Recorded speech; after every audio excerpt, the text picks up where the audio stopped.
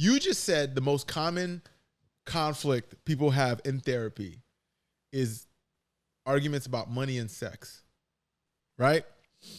And if you think about the relationships that people are having, right? Men are visual creatures who value the vanity of women, right? And women value security in general. I don't want to speak for all. There's a lot of people who are different. Right. It's definitely a lot of This variety. doesn't apply to everyone. But if you are speaking in general, I think it would be safe to say, I don't have the statistics, so I'm not going to act like I'm a statistician, but I'm just going off of my opinion, the experience, and the things that I've read in so many ways, right? That the average exchange between couples is a man who's looking for someone he's attracted to sexually, right? And a woman who also is attracted to a man sexually. However, the priority is in the security and the value that he brings in that sense, right?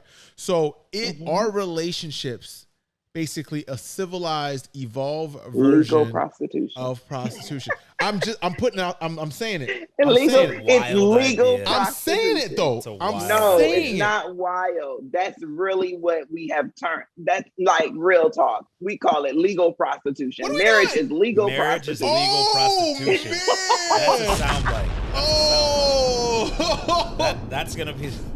Bro, that's the title of the show. Marriage is legal prostitution. Yo, right. We just flipped this whole show upside down. You know what? Let's cancel ourselves.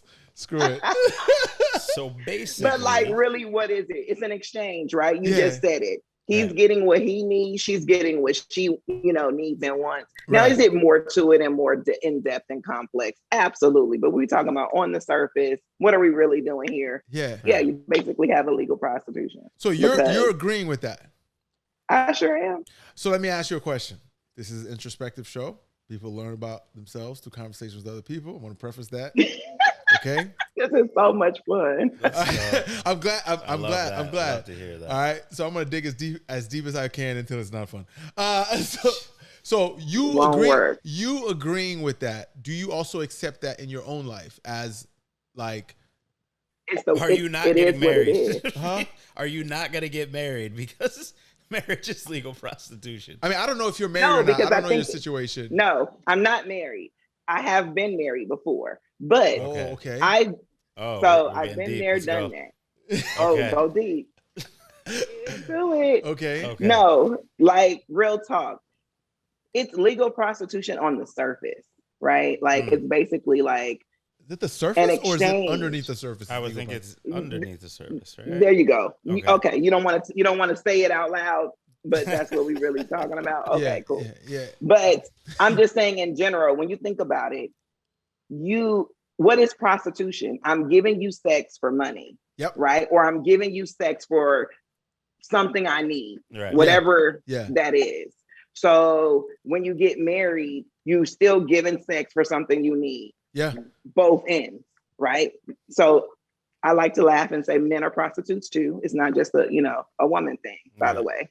So because they're giving something that they need to get something that they want too. It's an even exchange. It's not like right. And the exchange isn't always just sexual. Wait, right? I'm confused. Exactly. There's a million other things that are happening in a Right. relationship dynamic where it is just give and take. Like I think that's a all better way it to put it, is. is that relationships are just like an extreme version of give and take. I hear you, but are men really having sex with their wives or their partners in order to get something, or is the sex? Is the sex what they get in? Yeah, like what we talking about? Right, but that's okay. I think, but depending upon the evolution of your relationship, and I would love to hear how you feel about this, Tammy. But depending upon the evolution of your relationship, like what stage or what phase you're in, right? Yeah. Right. I think the exchanges change, and the sexual part, it could potentially become, and I don't want to say as important, but it just is prioritized differently when you're talking about kids and animals and dates with friends and commute. You see what I'm saying? Like. There's just absolutely when your lives become intertwined on a level that makes it less transactional, right? Yeah. Less about like, okay, like we're still we're still courting, we're still like, you know, a year, 3 years into our relationship, it gets to a point where you start to realize that this is more of an agape type of a love, right? Like we're actually evolving together.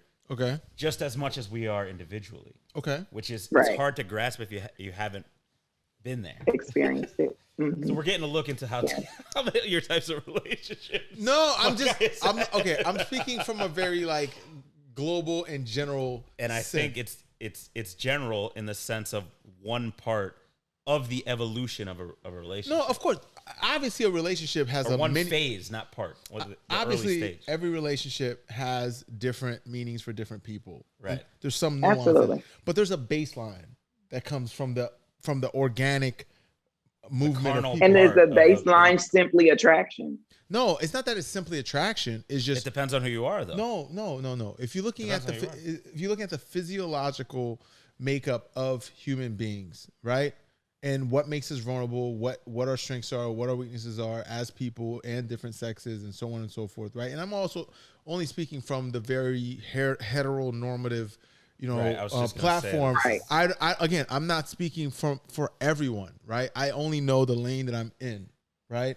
So there's this primitive part of us that still exists where as men, we naturally want to provide and have that level of strength, right? It's carried generationally, right? And women who are the bearers of children who see themselves in vulnerable situations by, mating with someone who is now part responsible for the caring of this child and self, right? That creates this exchange where it's just like, I need protection in this relationship. Can you provide that protection in the relationship? But they need it before the children are even in the equation. I hear you. And that's part of the process in accepting that person. You see what I'm saying? Because you're going to come across a very vulnerable state in your life. So you need to be with someone that can provide you with some level of security and protection in the environment that you're in. Because if you think about it, the environment that we're in today has different levels of protection compared to before. Right.